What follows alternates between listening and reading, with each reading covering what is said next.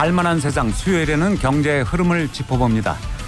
어제였죠. 미국 캘리포니아에서 엔비디아가 개최하는 인공지능 컨퍼런스에 세계의 눈이 집중됐습니다. 증시도 랠리를 이어가고 있는데요. 증시의 각을 재는 증시각도기. 신한투자증권 광화문 금융센터 곽상준 부장과 전화 연결해서 자세히 알아보도록 하겠습니다. 곽 부장님 안녕하십니까? 네, 안녕하십니까. 곽상준입니다. 예. 엔비디아가 코로나 때문에 열지 못했던 컨퍼런스를 5년 만에 열었습니다. 세계 최대 인공지능 컨퍼런스라고 하는데 여기에 대한 관심 대단한 것 같아요.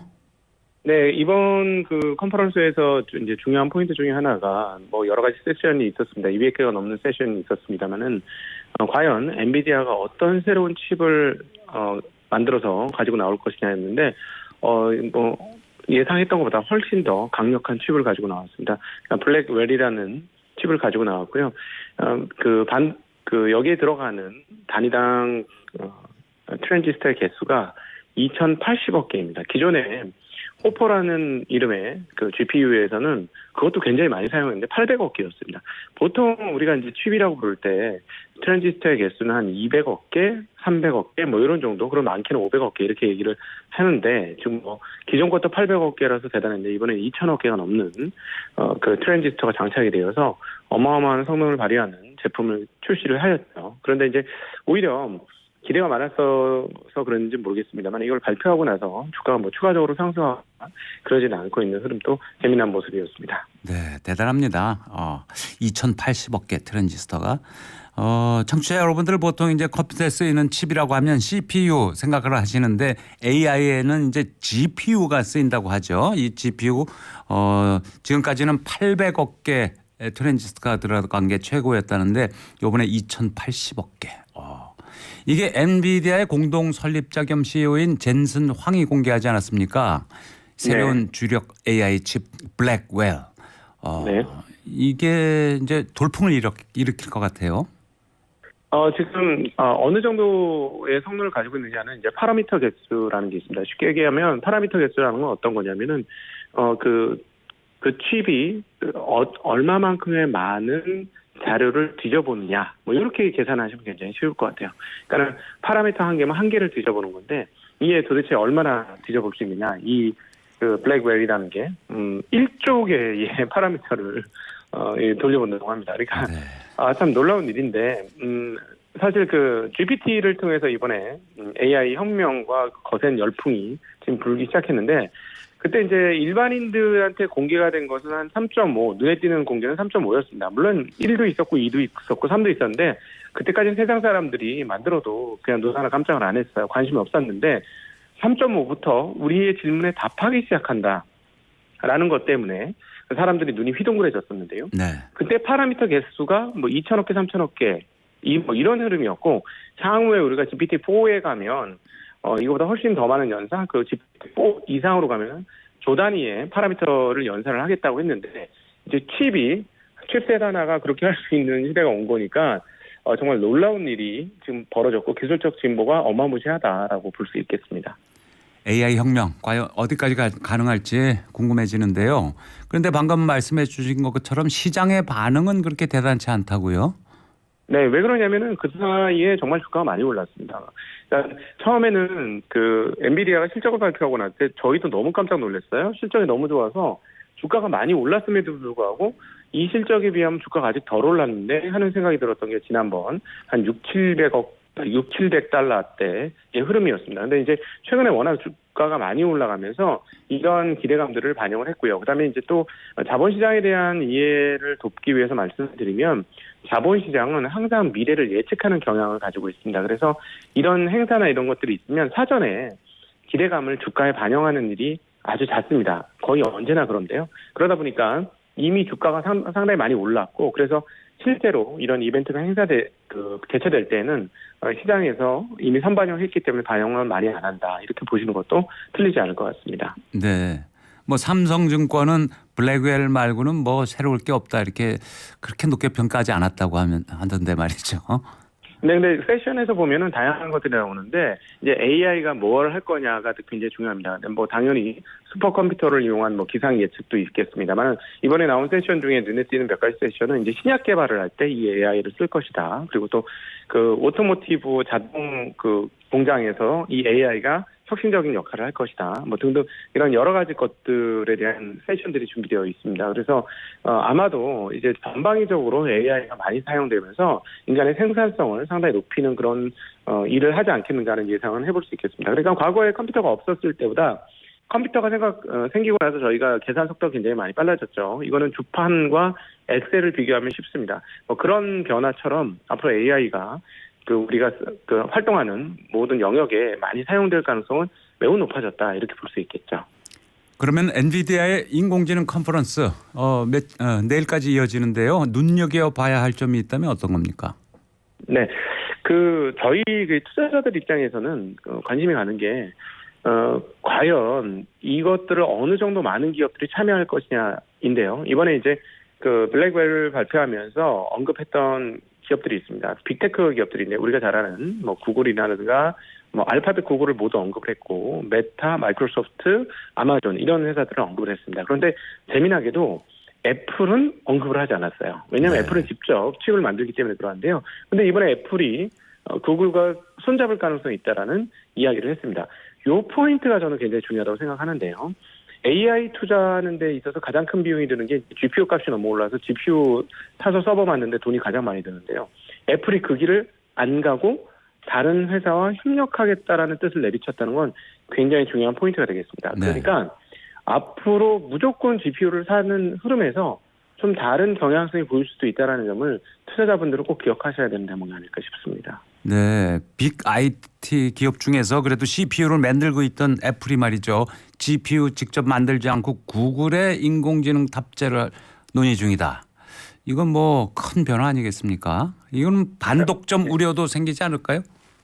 그러니까는 이게 이제 모르겠습니다. 이 AI에서는 이미 반독점까지 가기에는 뭐 예를 들어 챗GPT라든가 그러니까 오픈 AI 진영, 마이크로소프트 진영도 굉장히 규모가 크기 때문에 그렇게는 좀 쉽지는 않을 것 같고 여기서 이제 우리가 함의하고 있는 내용들이 무엇일까? 사실상 지금 빅테크 기업들이 어떤 행태를 보였냐면 AI에 투자하기 위해서 자기네 회사 내에서 그 잘 나가는 사업 부분을 철수하고 구조조정을 합니다. 우리가 기억에 최근에 들었던 내용으로는 애플이 애플카 진출을 포기했죠. 그렇죠. 그러니까 다른 돈 많이 들어가는 쪽을 빼고 AI에 집중하고 있거든요.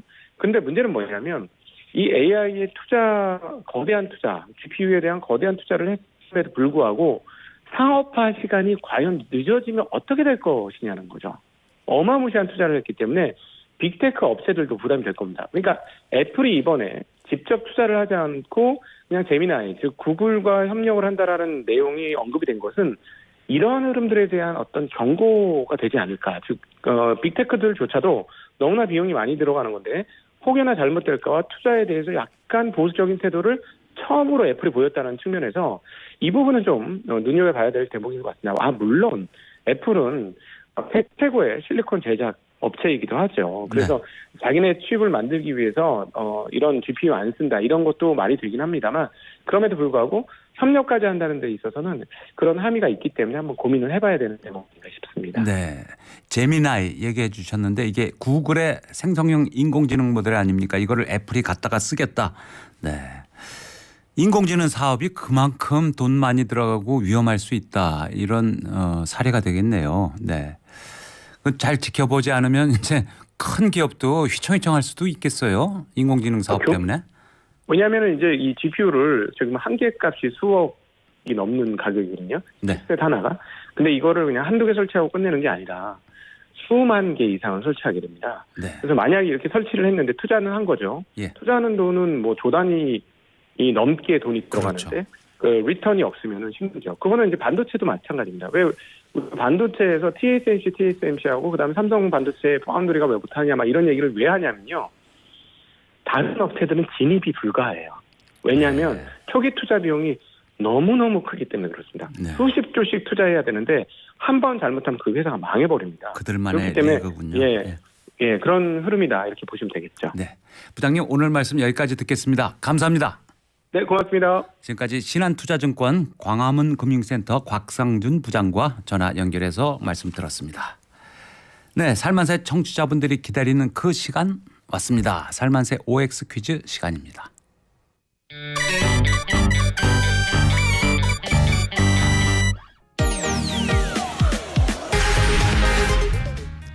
살만한 세상 듣고 알찬 정보 얻고 선물 받는 시간 살만세 퀴즈 타임.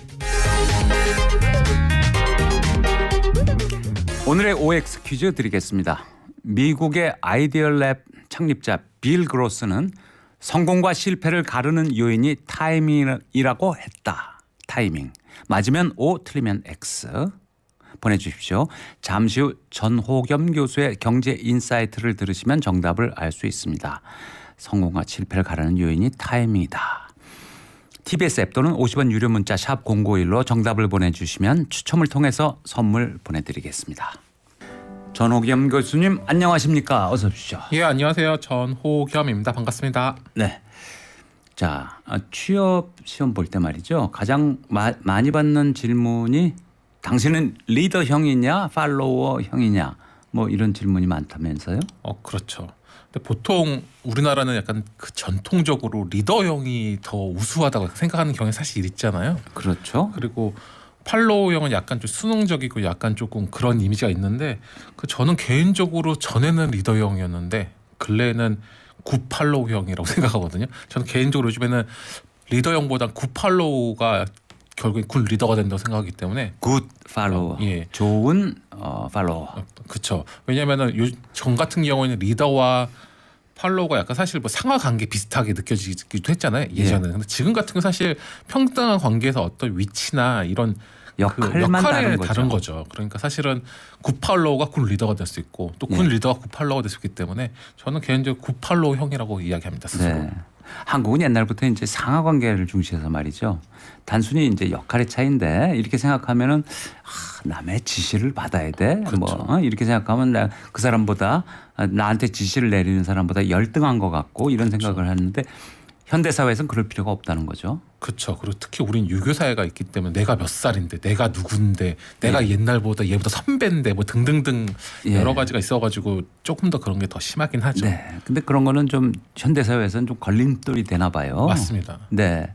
그럼 리더 역할을 하는 사람은 아무래도 소수고 팔로워 역할을 할 사람이 더 다수인데 그렇죠. 모든 사람이 리더가 되겠다고 덤비면 조직이 좀 골치 아파지겠죠. 그렇죠.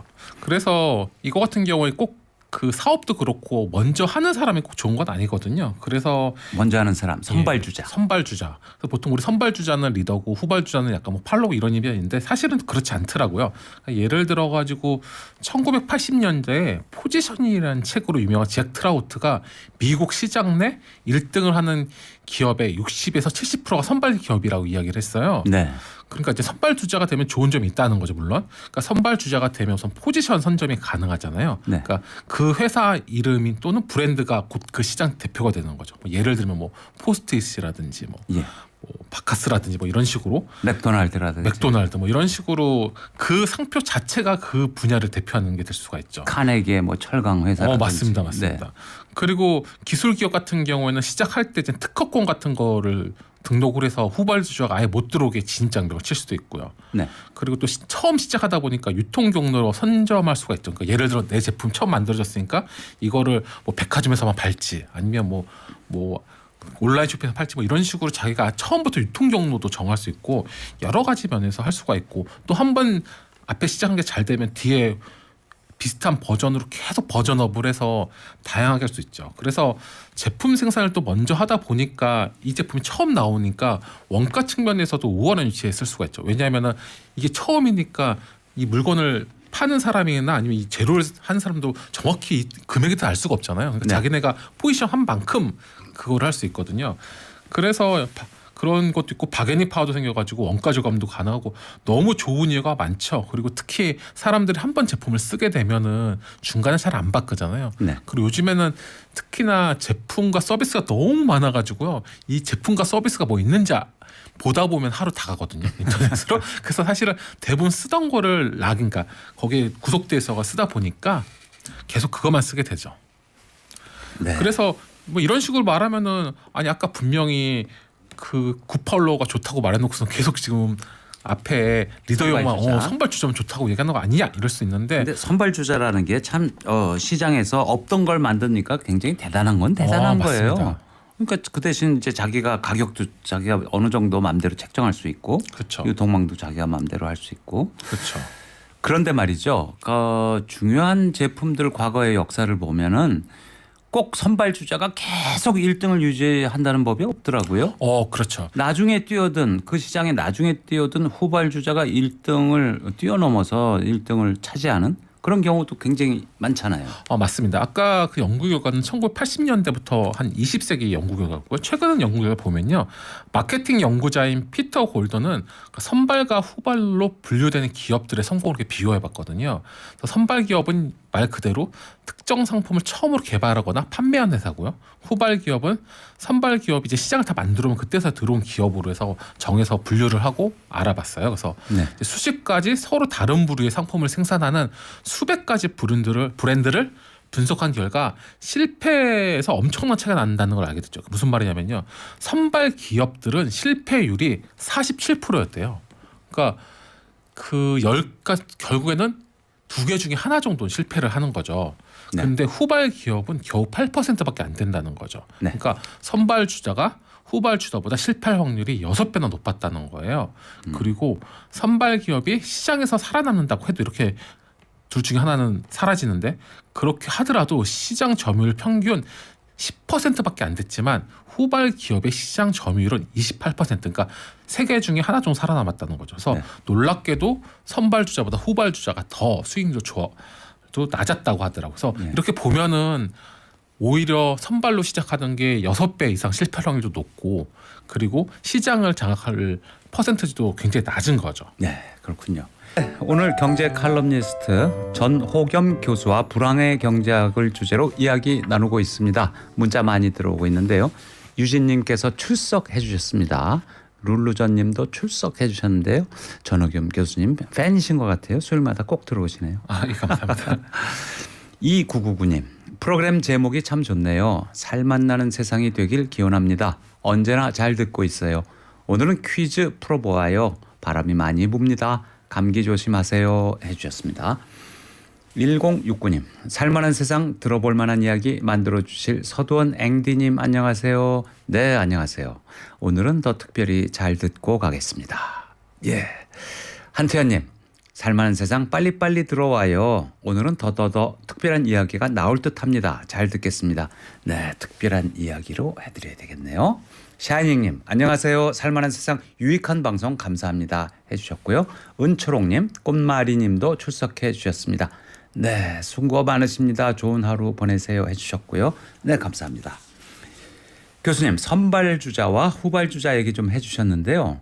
그 20세기 때는 대부분 그 큰 사업에서는 선발주자가 끝까지 잘 성공해 간 케이스가 많았는데 21세기 들어서는 꼭 그렇지 않다고 해주셨죠. 맞습니다. 네, 선발 기업들의 실패율이 47%나 됐다. 그렇죠. 그렇게 얘기를 해주셨고, 그리고 나중에 이제 후발 기업들한테 치다 보니까 선발 기업들이 살아남은 경우가 평균 10%에 불과했고, 수익률도 후발 주자가 더 좋았다. 맞습니다. 예, 이렇게 설명을 해주셨어요. 그건 좀 약간 의외의 결과인데 왜 이런 결과가 나왔을까요? 그러니까 뭐 사실 여러 이유가 있을 것 같긴 한데요. 후발 기업은 이제 기다리는 입장이잖아요. 사실 기회를. 왜냐하면 시장에 진입하기 전에 이제 선발 기업들이 하는 여러 가지 행태나 아니면은 그 자가당착적인 모습이라든지 여러 가지 모습을 보면서 이 위험 요소들에 대해서 안정적으로 어떻게 리스크 관리를 할 건지에서 이제 관리를 하다 보니까 그런 것도 있고요. 그 전략 연구자인 엘리자베스 폰타익스는 소프트웨어 창업 회사에 대한 연구 결과 시장이 엄청 달아오른다고 부와 내동에서 시장에 서둘러서 진입하는 성향의 기업가들이 창업한 회사 같은 경우에 살아남아서 성장할 가능성이 매우 낮다고 했거든요. 네. 그래서 오히려 시장 열기가 식어서 차분해질 때까지 기다렸다가 진입하는 기업가들이 성공 확률이 훨씬 높고 이런 회사들이 상장까지 갈 확률이 굉장히 높다고 하죠. 그러니까 우리 보통 뭐 테마주 이런 거 있잖아요. 막 어떤 네. 거 뭐 딱 어떤 분야가 딱 성공 좀 올라갈 것 같으면 모든 기업들이 저희 회사는 그걸 하고 있습니다. 뭐 그런 거 하는데 그런 게 아니라 그런 시장이 조금 차분해져가지고 아직 그 약간 한물 간 거 아니야? 뭐 이럴 때 진입하는 회사들이 오히려 그 분야를 장악하고 성장할 확률이 높은 거죠. 그리고 또 우선 선발 기업이 되면 아직 시장이 성숙하지 않은 상태에서 들어가니까 자기가 최고 같잖아요. 왜냐면 네. 무주공산이니까. 예. 그래가지고 기업을 막 늘리려고 하는 성향이 있다 보니까 조금 실패를 많이 하고요. 3,000개의 신생 기업을 조사한 자료에 의하면 기업들 넷 중에 셋은 너무 일찍 규모를 확장해가지고 망하는 경우가 있었다고 하더라고요. 규모는 확장하지 않고 차분하게 갔으면은 뭐 망할 것까지는 없었는데 말이죠. 그렇죠. 워낙 또 신생 기업들 같은 경우 특히 선발주자 같은 경우에는 좀 성공하면은 그 성공이 도드라지잖아요. 혼자니까 무대에. 그러다 보면 자신감이 더 붙고 이러다 보니까 빨리 규모를 키우고 좀 안 해도 될 걸 너무 무리하게 하다 보니까 아까 말한 것처럼 좀 후발주자에 비해서 실패하는 경우가 6배나 높은 것 같습니다. 6배나 높다. 그런데 후발 기업은 선발 기업의 실패를 보고 조심하니까 더 낫겠네요. 그렇죠. 이제 후발 기업들은 아무래도 우리 좀 이 말은 좀 웃기긴 한데 사람이 실패하거나 뒤따라가는 입장에 대한 마음이 겸손해지잖아요. 네. 사실 그렇거든요. 왜냐하면 내가 1등이거나 내가 너무 잘하거나 이러면은 마음 한구석에서 약간 자만심이 있을 수 있거든요. 그러니까 후발주자 같은 경우에는 그 앞에 있는 사람들을 보면서 연구도 많이 하지만 선발 기업들은 너무 지나치게 야심만만하다 보니까 또 그런 것도 있고 자기네 제품이 처음이다 보니까 여기에 대해서 자부심도 있는 거죠. 그리고 자기네 특허나 노하우를 가지면서 나는 이런 걸 갖고 있는데 너희들이 따라하겠어 이런 생각을 하다 보니까 혁신은 오히려 덜한 경우도 있대요. 근데 이제 반대로 후발주자들은 이렇게 선발주자의 시행착오라든지 이런 걸 보면서 물리적으로 제가 잘못됐구나 이래서 우리가 고쳐가지고 더 혁신해가지고 제품을 내야지 뭐 이렇게 하는 수도 있고. 그리고 제로 투 원이라는 책이 굉장히 유명한데 피터 틸이 만든 책인데 여기 보면 선발 주자라고 해도 누군가 나타나서 자리를 뺏으면 아무 소용이 없다고 했거든요. 그렇겠죠. 그렇죠. 그러니까 선발 주자라는 게 중요한 게 아니라 아무래도 선발 주자들이 혁신에 소홀한 틈에 뒷사람에게 그 자리를 뺏기면 의미가 없기 때문에 끊임없이 혁신을 해야 되죠. 근데 아무래도 생각 외로 1등 기업이 혁신한다는 게 쉽지 않다 보니까 아까 말한 그런 결과들이 계속 나오는 것 같습니다. 선발주자가 무조건 1등을 하는 건 아니다. 네, 맞습니다. 솔깃하고요. 설명을 들으니까 당연하다 싶기도 하고 말이죠. 그리고 후발주자들은 무언가 다른 걸 내놓으려는 노력을 할 거 아니겠습니까? 선발주자보다 혁신을 하려고 하고 말이죠. 그렇죠. 네, 내가 출발은 늦었다. 하지만 성공은 꼭 하고 싶다. 그렇다면은 어떤 전략 세우는 게 좋을까요? 확실히 가장 좋은 거는 뭐 차별화 전략인데 뭐 차별화 전략이 말이 쉽지 사실 쉽진 않거든요. 그렇죠. 그러니까 예를 들어 가지고 우리나라에서 1960년대부터 지금까지 피로회복제에서 1등하는 그 바카스가 있잖아요. 네, D사의 B 제품. 비제품이 있죠. 네. D사 제품 같은 경우에는 엄청나게 그동안 50년 거의 60년 넘도록 후발주자들이 끊임없이 도전했지만 사실상 한 번도 이겨본 적이 없는데 이 제품 때문에 제약업계 그렇죠. 1위를 계속 지켰다고 맞습니다. 말해도 과언이 아닐 맞습니다. 정도였죠. 그런데 그 모 제약회사가 이제 피로 회복이라는 거기서 약간 차별화 전략으로 건강과 미용에 좋다는 컨셉의 비타민 C 음료, 비타 500이죠. 이거를 출시해 가지고 월간 매출 순위를 잠깐 한두 달 역전한 적이 있거든요. 네. 그러니까 이거 같은 경우가 포지션이나 컨셉을 약간 다르게 차별화해 가지고 네. 성공한 케이스죠. 그러니까 1위가 피로 회복제에 집중하고 있었는데 똑같은 걸 내고 조금 더 맛있게 하거나 더 효능을 좋게 하겠다. 이게 아니라 아예 분야를 살짝 틀었군요. 살짝 틀었죠. 그래서 이거는 비타민 C니까 건강에도 좋고 미용에도 좋아 이렇게 하니까 뭔가 이게 피로 회복 플러스 피부 미용까지 가니까 오 괜찮네 이래서 산뜻한해서 물론 근데 지금은 1등이 아니죠. 근데 잠시 1등을 한 적이 있었죠. 네, 그때 아주 돌풍이 일으켰었죠. 그렇죠. 네. 자, 근데 뭐 니치 시장, 뭐 틈새 시장, 뭐 이런 얘기도 있잖아요. 맞습니다. 니치 시장이라는 게 사실 굉장히 생각 외로 틈새 시장이 굉장히 많은데요. 제가 예를 들어가지고 제가 어렸을 때 AFKN이라는 미국 방송에서 WW 레슬링이라는 거를 많이 해줬어요. 네. 그래서 그때 보면은 헐크 호건과 워리어라고 해서 굉장히 유명한 지금도 유명하시죠 프로레슬러들 그러니까 옷 입고 다니는 게 어렸을 때 너무 미국의 애들 부러워가지고 제가 한 몇 년 전에 네. 이제 나이도 40이 됐으니까 그 옷을 사 입어봐야 됐대서 뭐 포털 우리나라 포털에 쳐봤더니 그 옷을 한국에서 팔더라고요. 예. 그러니까 저처럼 그 옷을 살려는 사람이 30-40년이 지났는데도 사람이 있어가지고 백화점에서 그 옷을 팔고 있더라고요. 근데 사이즈가 제가 좀 큰 사이즈라 가지고 그건 품절돼가지고 미국의 사이트 들어갔더니 그 헐크호gan과 워리어 관련된 제품만 수천 개가 있는 거예요. 그래서 네. 저는 니치 시장이란 게 진짜 존재하는구나. 사람들 생각했을 때 내가 좋아하는 게 이거 누가 좋아하겠어 싶지만 막상 전 세계적 또는 한국으로 봤어도 그 시장이 존재하는 게 있거든요. 그래서 니치 시장을 찾다 보면은 내 취미가 나중에 어떤 다른 수익원이 될 수도 있고 그런 시장이 있는 것 같습니다. 근데 후발주자라고 다 같은 게 아니겠죠. 그 타이밍이 중요하지 않을까요? 뛰어드는 타이밍? 맞습니다. 이게 굉장히 오늘 굉장히 메인인데요. 그 100여 개 이상의 기업을 창립하는 데 관여한 미국 아이디어 랩의 창립자 빌 그로스가 무엇이 성공과 실패를 가르는지 분석했는데요. 그 결과 가장 중요한 요인은 아이디어의 독자성도 아니고 팀에 우수한 사람이 있는 것도 아니고 실행 능력도 아니었다. 그래서 뭐 사업 모델의 질도 아니었고 그럼 뭐냐? 돈도 아니었다 심지어. 그럼 뭐지 이랬더니 시기 포착, 타이밍이었다는 거죠. 타이밍. 그래서 적절한 시기를 포착하는 일이 성공과 실패를 가늠하는데 42%의 비중을 차지했다니까 사실상 절반 정도 차지하고 있는 거죠. 그러니까 네. 타이밍이 인생에 제일 중요하다고 하는데 제가 봐도 그런 것 같아요. 왜냐하면 타이밍이란 게 사실상 운이랑도 연관돼 있잖아요. 그렇기 때문에 타이밍 곧 운이기 때문에 이게 사실 근데 타이밍을 맞추는 게 말처럼 쉬운 건 아니죠. 그렇죠. 네. 그래서 런던 경영대학원의 그 한 연구에 의하면 새로운 시장을 지배하는 기업은 결코 맨 먼저 시장에 들어간 기업이 아니라 적절한 시점에 움직이는 기업이랬거든요. 네. 타이밍을 맞춰서 하는 거죠. 그래서 이러한 전략을 재빠른 2등 전략이라고 하는데요. 구체적으로 설명하면 선발 전략이 독자적 제품을 만들고 시장을 빨리 만들어가지고 자기가 독점하려고 하는 거면 이건 자신의 제품이 업계의 표준이 되기를 바라는 전략이거든요. 네. 그래서 반대로 후발 전략이 된 자기가 표준화시키는 거죠. 저 예를 들어가지고 제가 어렸을 때 비디오 테이프가 굉장히 조그맸었거든요. 처음에는요. 소니의 베타, 맞습니다. 베타맥스가 아주 기술력도 좋고 그래서 먼저 나왔는데 결국 파나소닉의 VHS한테 밀렸죠. 그렇죠. 그게 바로 사실상 지배적 디자인이라고 해서 2등이 들어와서 자기 걸 표준화시켜 버린 거죠. 네. 그러니까 이런 식으로 표준화 전략을 통해 가지고 타이밍을 맞춰서 시장을 장악하는 경우가 굉장히 많죠. 아, 한국에서도 후발주자가 성공한 사례 어떤 게 있을까요? 아까 말한 비타민제도 있고 우리나라 같은 경우에는 핸드폰이 사실 애니콜이라고 해가지고 이제 단종됐지만 그 모토로라 이후에 나왔지만 모토로라가 세계에서 가장 먼저 세계 했죠. 먼저 했죠. 그리고 지금 같은 경우에는 스마트폰 같은 경우 A사가 미국의 사가로 유명한 A사가 있지만 지금은 우리나라 또 S사가 그에 못지않게 잘하고 있고요. 예, 그렇죠. 그런데 요즘 같은 불황의 말이죠. 불황이고 불경기일 때 새로운 거 출시하는 경우가 많지 않죠.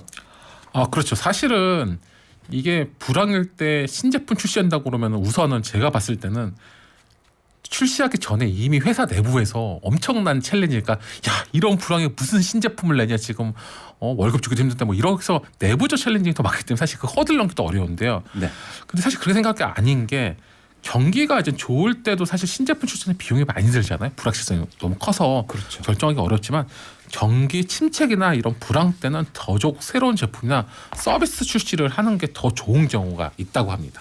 네. 자, 그러면 말이죠. 오히려 기회가 된다. 불황이.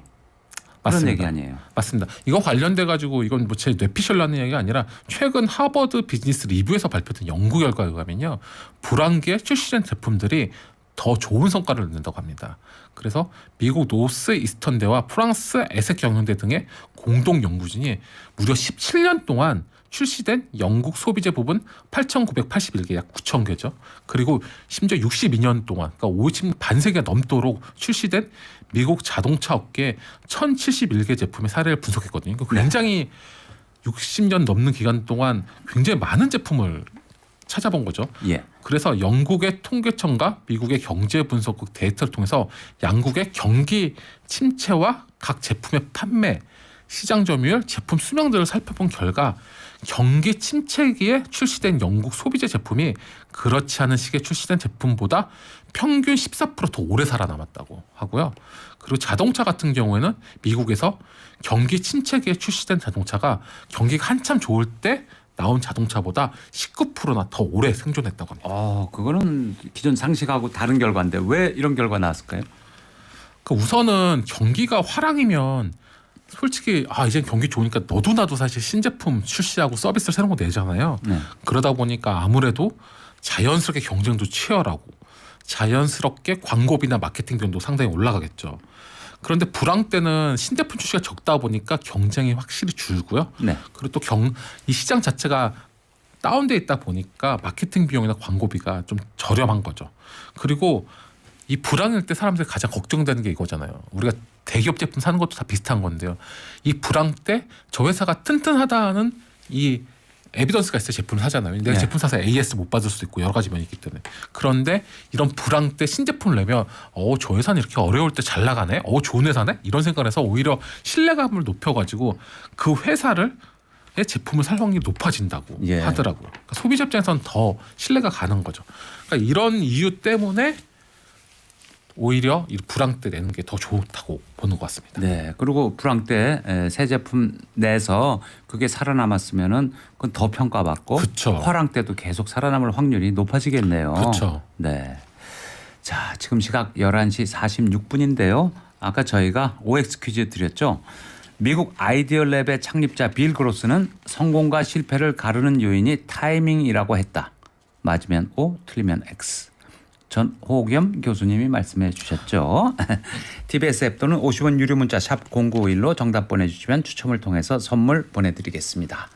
네, 전 교수님. 새로운 사업을 시작하거나 신제품을 출시할 때 타이밍이 중요하다.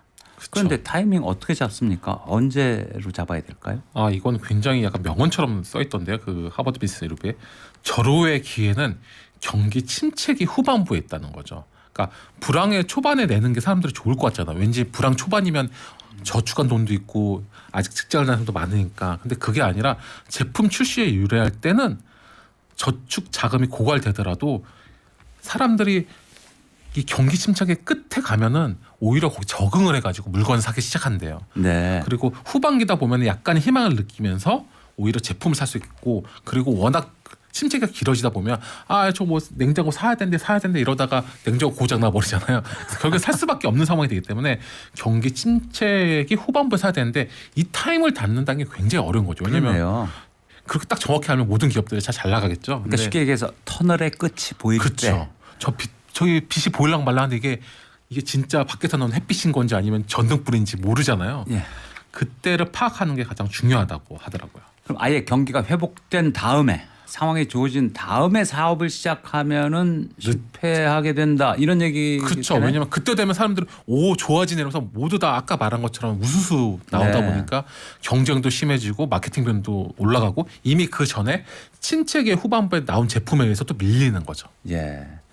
네, 말은 쉬운데 말이죠. 지금이 이제 경기 침체 끝인지 중간인지 어렵죠. 한참 더 가야 되는지 그 판단을 잘해야 되겠네요. 그 사실 아무나 성공하는 거 아니죠. 그렇죠. 이게 엄밀히 보면은 부동산도 그렇고 아파트도 그렇고 집도 그렇고 주식도 그렇고 사실은 다 그때가 언제인지 모르기 때문에 지금 막 주식이 올라가고 있는데 이게 언제 꺾일지. 그렇죠. 막 떨어지고 있는데 이제 언제 반등할지. 그렇죠. 그거 알면 뭐. 그거 아니면 지금 굳이 로또를 안 사되죠.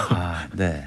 근데 대기업 정도 돼야 불황 때 신제품 출시하지. 소상공인들, 자영업자 이런 분들은 시도하기 좀 어렵지 않을까요? 맞습니다. 그런 면도 사실이 있고요.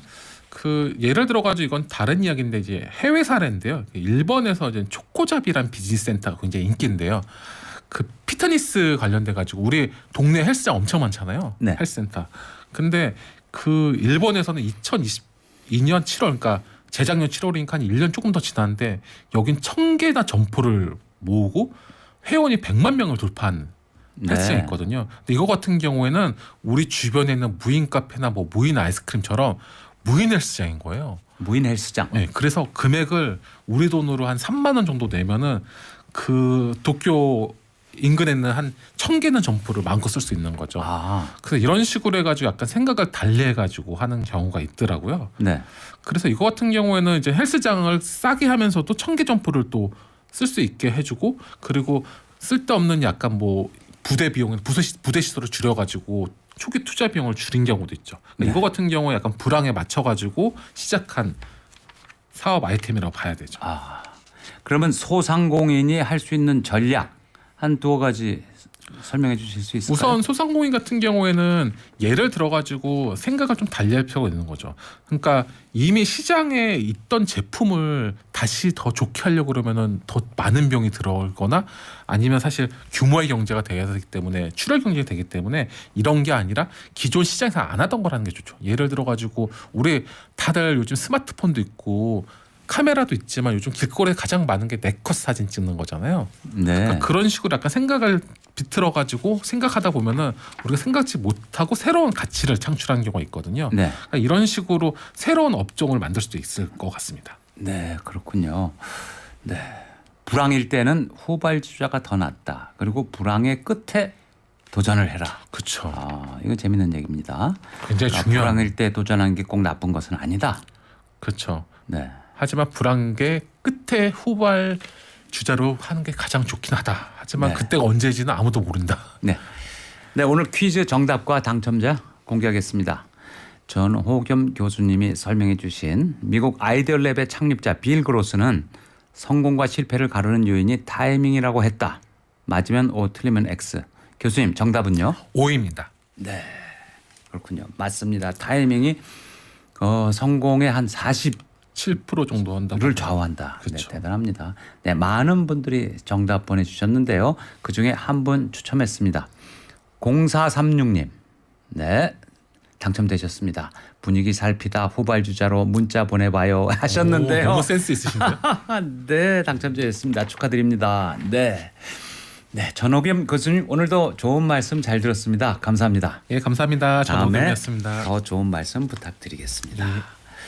네, 제시 제이, 아리아나 그란데, 니키 미나지가 부르는 뱅뱅 들으면서 오늘 방송 마치겠습니다. 저희는 살만한 세상 서도원이었습니다. 저희는 내일 오전 11시에 다시 찾아오겠습니다. 감사합니다.